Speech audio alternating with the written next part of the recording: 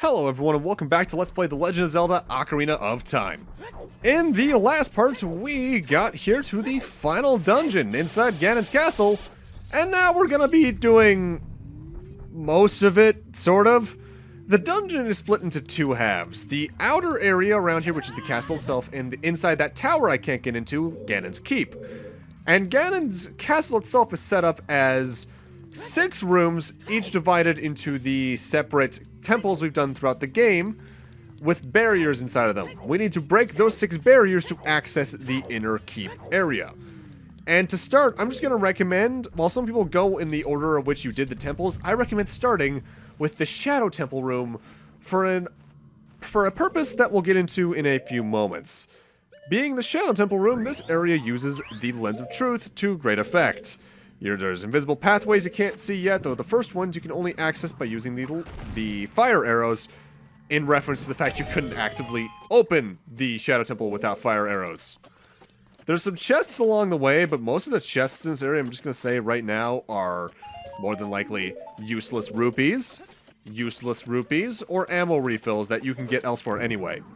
As, I think I show this off later on as well, beneath one of the areas here, I think it's like below the entrance to this part of the castle, there is an invisible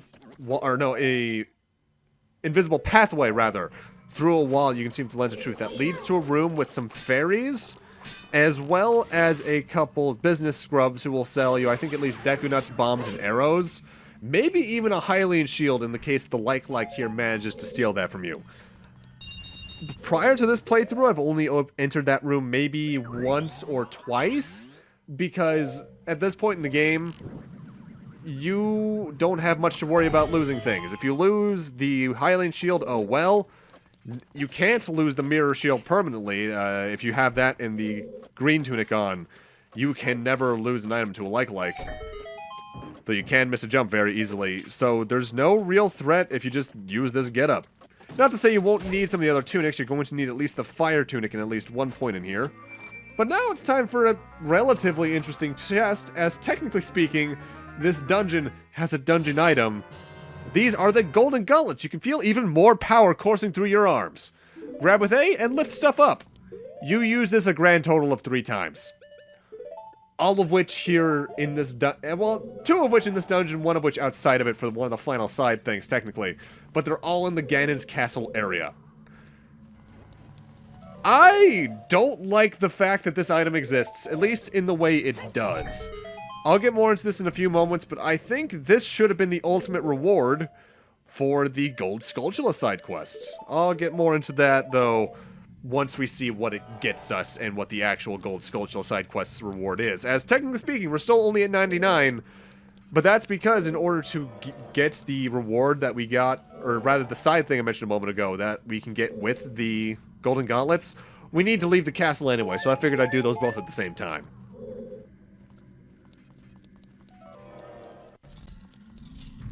At the end of every single one of the barriers, there is that giant apple, seed, whatever that is, nexus, I guess. And we need to shoot that with a light arrow to destroy it. And if you need arrows or magic, there are some in the pots at the start of each one of these rooms. And I love how these things just make a satisfying pop.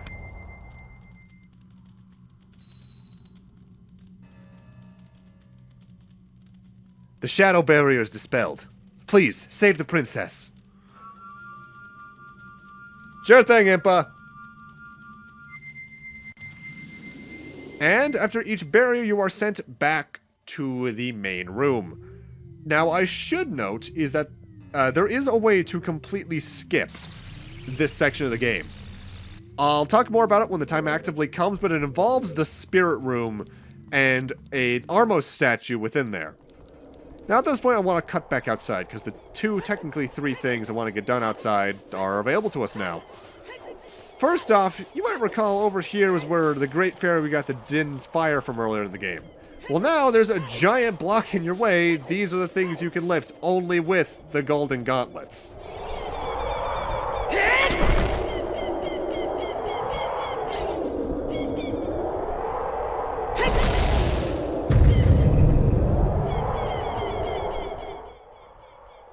Hot diggity damn, that's some strength.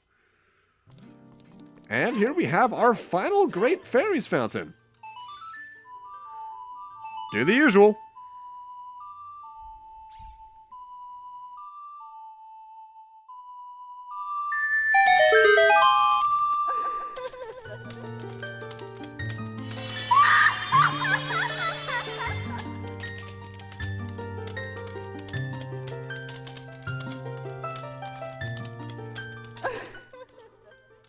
Welcome, Link. I'm the Great Fairy of Courage. I'm going to enhance your defensive power. Receive it now.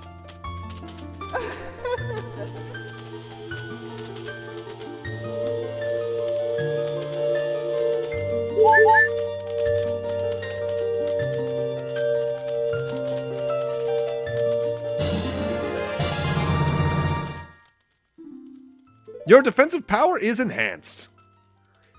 Your defensive power has been enhanced. Damage inflicted by enemies will be reduced by half. When battle has made you wary, please come back to see me. Now this defensive upgrade is excellent. I think it even makes Iron Knuckles able to do like 2 hearts worth of damage to you, which is still a lot. But that reduction alone is incredible. This is a really cool item, and I think it should have been the final reward from the Gold Skulltula side quest as well. More so on that in a moment, because hey, look what's there. This is the last Gold Skulltula. The reason I'm saving this for now, because I could have gotten this as soon as I got the hook shot, was I wanted to save that dramatic shot that opens up you entering the Ganon's castle area for the first time for after the cutscene with Zelda last part. Since we have all 100 now, though, let's go check in on the Skulltula House family back in Kakariko. And namely, the father, because he's the only one that has not been unleashed yet. Or released yet. Though technically now he has. Either way, let's just head over there. Hello there, people. It's been a while. Good God, you're bald, and you're packing. Oh, good God, man. Don't be that happy to see me. Since you've destroyed 100 spiders of the curse on me has been broken. Thank you. Here's a token of my appreciation. Please take it. The ultimate reward for the Gold Skulltula side quest is a gold rupee. Infinite gold rupees. You now have infinite money. If you leave and re-enter, you get another 200 rupees. Sounds cool. Is absolutely useless at the point in the game you get it. What I think they should have done, and this has been my theory since I was a kid, was that they should have made the golden gauntlets the reward for that. As then you could get the double defense upgrade and have a very worthwhile reason to go after all 100. But since you just get gold rupees endlessly for 100 Skulltulas, true 100% runs in my eyes just aren't worth the time more often than not. Which is why I often consider for this game a 100% run to be all ammo capacity upgrades and heart pieces. It's not worth it getting all the Skulltulas at all. Majora's Mask would thankfully make it so that going for everything is worth it, as you would get the Fierce Deities mask in that game, and that thing is just super busted. But as for Ocarina, going for absolutely everything, not worth it. Not worth it. Shame too, because it's such a game-long side quest. We've been doing that since part 1, and we're finishing it in the second to last episode. Good lord. Either way, now we're in the Forest Temple area, and this one's a bit odd. In that we have the fans from the Shadow Temple in this room. And this, I believe, is a remnant from an earlier version of the Forest Temple, which was supposed to have more of a wind-based gimmick than the Poe thing that we eventually got. However, they eventually scrapped that, and this is one of the few remnants left of it, supposedly. Also, I'm speeding up this gold rupee collecting just for the sake of time. This part's we're just doing the Outer Rim area. The Inner Keep, as well as the final boss, is all going to be next part. Also, I should note, at this point I am going in the order I did the temples for these barriers. The only case you can't do that is that you definitely need to do the Shadow Temple one before the Light Temple area, as well as the Fire Temple barrier. Those are the only cases, because you need the gold gauntlets for both of those areas. Light arrows, by the way, are also really powerful, just there's nothing to really use them on.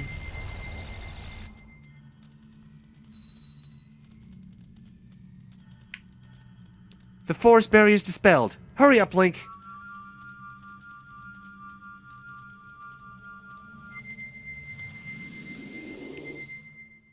I can't help but wonder what they did to the camera to pull off that effect there, because that's really cool for the N64. Because given how this isn't early N64, that was like 2 years prior, I think. For the era of the N64 that's really advanced. Next up, we want to head after the Fire Temple one, which is right across the way. This is one you need the Golden Gauntlets for, and you're also going to need the red tunic on, as it's the Fire Temple. What do you think is going to happen? I also recommend heavily putting on the hover boots, but not for a reason you'd think. You see, something else I haven't really brought up about the hover boots is that they also make you incredibly light to the touch, apparently. And that means any platforms that would fall if you stood on them no longer fall. In the case you had the hover boots not on when you stand on the central platform here, it would start falling, but it won't because we're supposedly hovering on it. The other platforms around will still fall, though. Oh, and big surprise, another silver rupee area. This is the second of, I believe, 3 or 4 throughout this dungeon, by the way. I can't tell if they were just running out of ideas for puzzles at this point in development, so they just started putting silver rupees everywhere. Or if they legitimately thought these were a fun puzzle, but they're just kind of tedious. No, not for nothing, though. While I don't like the Golden Gauntlets, seeing Link lift something that big is spectacular. I don't think we've seen him lift something that heavy since? Except maybe certain parts of Twilight Princess with the help of Midna. And the Iron Boots at one point in that game during the mini-boss of the second dungeon in that game.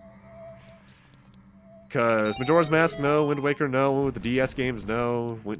Minish Cap, no. Thankfully, by the way, if you void out after getting all the silver rupees, the silver rupees in this case are actively kept. If you're wondering why there was a jump cut at the start of this room, it's because I actually messed up in here a couple times, and it made me sad because I haven't fallen in there in forever before this playthrough.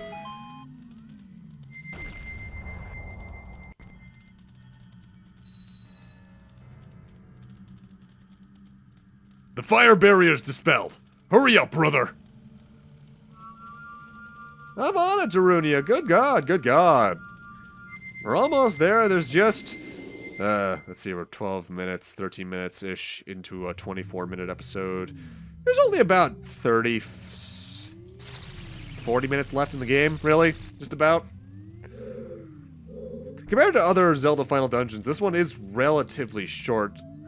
I think the only one that is shorter than this is technically the moon from Majora's Mask. Not counting the 2D games, 3D Zelda-wise. Actually, maybe the Wind Waker Final Dungeon is about this length, too. Twilight Princess easily has the longest one to date from my memory. I can't even remember which dungeon's technically the final dungeon in Skyward Sword. Is it the one where you rearrange the rooms over and over again? I don't think it is. Breath of the Wild. Breath of the Wild's way it handles the final dungeon is weird because you can enter it as soon as you're like 20 minutes into the game. Well, not 20 minutes, like 40 minutes into the game, not counting speedrunning. But you can explore so much in there. It's really big, but you only need to go to one place to end it, so it could be the shortest final dungeon in the series. It could be the longest, depending on how fast you are at exploring. And that's every 3D Zelda, right? Right? The way that the DS games do their final dungeon pisses me off, though, because it's just the same stuff again. This room took me some time to figure out as a kid for some reason. What you need to do here is push these blocks into that hole, and then into a specific point in order to make it a platform. This does not take many pushes. If you don't complete it within the 2 minutes, I believe you void out. I'm not sure why there's a timer here, but there is. Something that does make me laugh about this LP, though. This LP is 36 parts long, which makes it one of my longest without a doubt. Usually my longests are between 30 to 36-ish. But my most recent 3D game that I've also played from this era, Final Fantasy VII, was 35 parts. And the fact that this is longer than that in terms of part number is just funny to me, as this is definitely the shorter game between the two. I'd say the average playthrough of Ocarina, if you're not doing all the side quests, you're just doing what you want to do along the way, is maybe about 10 to 12 hours long. My average playthrough of 7's around 30. Mind you, there's also a lot more editing in an RPG, so you're just cutting that down more, too. Water temple area, though, nothing too big. Let's say hi to Ruto. It's been a while.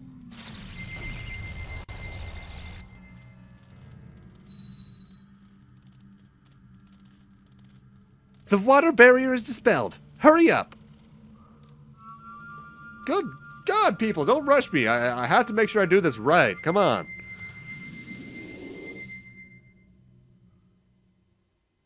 With that, we've already done the Shadow Temple room, so now let's head over to the Spirit Temple room. And this is like a good 20 seconds of me trying to remember which way is the right way to go for this. So I'm just going to jump cut to it. But this room that we're coming up on is the one I mentioned earlier this part that gives you a way to skip this entire area. Right near the doors, there are Armos Knights. And one of them, I think it's technically the one on my left, that's often used for this. If you push it towards the corner between the door and the corner to the left of you, if you roll in a specific way between it and the door, it can push you, or in the wall, it can push you through the wall back into the room where the main barrier is in the tower to the door to the keep. It's completely invisible in there because the graphics aren't loaded, but the collision is all there. And if you play your cards right, you can figure out your way around by throwing bombs or placing bomb shoes. And enter the temple keep area, or the castle keep area, as the barrier isn't loaded, so you can just get past its damage zone. You'll mostly see speedruns do that, particularly speedruns that are a few years older now, because this game is less than 10 minutes now, good God. And I've done it at least once myself, just because there was one playthrough where I just couldn't be bothered to do this castle. Also, hey look, required use of the bomb shoes, number 2. However, unlike, similarly to the use in the Spirit Temple as a Child Link, rather, you might notice there's a switch over there I can hit by spin attacking. That causes a chest to drop down containing more bomb shoes. I believe in the 3DS version, similar to other switches like this was moved to the other side of the bars so you know you can hit it. In this next area, though, we need to use some fire arrows on the sky. And the annoying thing about this room is that it's trial and error. There are 4 sun switches around the room. One of them opens the door. I think one of them causes a bogus box to drop. The other 2 summon wall masters, which is just kind of annoying and terrifying. I can never remember which switch is the right one on my first go, though, because this isn't something I'm going to commit to memory. I'll commit some really specific things to memory, but not that. Also, if the mirror shield could work, that would be excellent. And just to showcase, I believe this one does bring me another floor master, wall master. Yeah, there it is. Or are they all wall masters now that I think about it? They might all be but the one. I could have sworn one of them was a bogus chest. I might be thinking of the Spirit Temple itself now that I think about it. Hey, Naburu. Been a while. Or, not been a while at all. It's been a part. 2 parts. The spirit barrier is dispelled. Hurry up, kid. With that, only one barrier remains, and it's the only one you need, or no, it's one of the 2 you need the Golden Gauntlet in. This one is the Light Temple area. Rauru gets some love. Although it's the most vanilla area out of all of them. I like this entire Outer Rim area as a concept for revisiting what you've done throughout your journey. But it also just comes across as unoriginal in a way. If they had done this as maybe a lead up to an actual final dungeon, this would have been really cool. But the fact that this is basically all the final dungeon is a little disappointing, I won't lie. Legitimately, every single final dungeon, barring Majora's Masks as well, is mostly original content. This is a lot of just reused ideas. Mind you, I guess that is kind of what Final Dungeons are supposed to be in adventure games. They're supposed to revisit everything they've taught you how to do and use it to the best effectiveness they can. It's just that this one feels like a bit of a wasted opportunity. Alright, now there are 6 chests here, of course, but there's actually 7 because once you kill all the enemies, this one shows up that actually has the key. The other 6 are half traps, half ammo capacities. You can tell which one is a trap and which one isn't by using the Lens of Truth, as the ones that are actual chests have invisible keys on top of them. This is also a randomizer player's best friend room, because once you get in here, you can get a lot of stuff. 7 chests that quick, that's a lot of good stuff you could get. Despite being based around the Light Temple, though, this area uses a lot of mechanics we've seen before. We're going to need to use the Zelda's Lullaby in the next room. We're going to have to get another 5 silver rupees in the room after that. This area is just very odd. I have a feeling the reason this is because they had to scrap what the Light Temple was going to be in development. So they couldn't reuse any mechanics from it here, despite their original plan. So they just had to make it the most vanilla mechanics they could make it. But you know what? If that's the case, I understand. Sometimes that's just how things work out. If we suddenly had new mechanics out of nowhere that a prior dungeon that was cut would have taught us, that would be rather distracting, to say the least. Also, yay, more silver rupees. You know, I remember there being a lot of them in this game, but commentating over them, you really just start to realize they really overuse them starting from the Fire Temple onwards or so. However, once we go through this final door to where the Nexus should be, ow! We find there is no Nexus. Oh, whatever shall we do? Well, that's because it's not here. It's here. Kind of an odd thing to pull in the light area portion and not the Shadow Temple portion, might I add. The light barrier is dispelled. Hurry! Oh yeah, that reminds me, a prevalent fan theory for a while that I think was eventually confirmed by the Hyrule Historia is that Kaepora Gaebora is actually Rauru, at least an earthly manifestation of his abilities.